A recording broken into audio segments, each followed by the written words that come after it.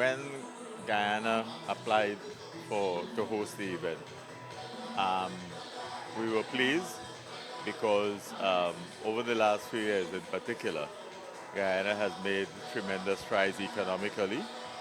And one of the areas in which Guyana has excelled over the last few years is in sport, particularly in track and field. Um, and we've been looking at the performance of Guyana in the last three editions of the Carifta Games in particular. And that has given Guyana a new impetus. Not that Guyana has ever been bad in sport, because in terms of cricket, you've always been there. In terms of athletics itself, in the past, you had James Gilks and others who were athletes. You had cyclists of Gonzalez and others, and Kamabach who came from Guyana and participated. So we know it's a sporting country. And so it's important for us to be able to showcase the development of our Caribbean countries.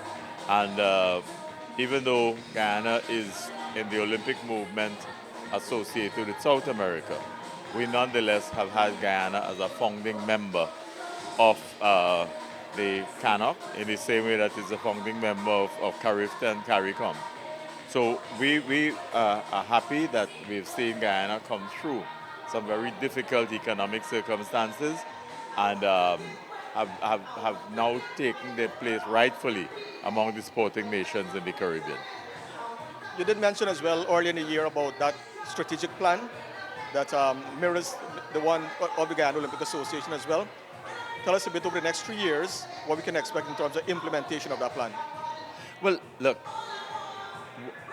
in terms of our own regional development in sport, we believe that sport has a place as a strategic pillar in national development and, by extension, regional development.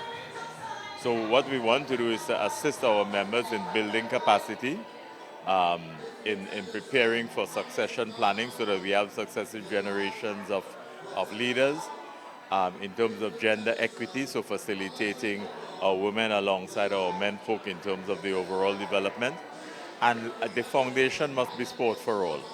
It must be physical education and sport in the school system from the earliest ages, and to take our athletes through in a more deliberate manner in terms of the planning and preparation for the big league.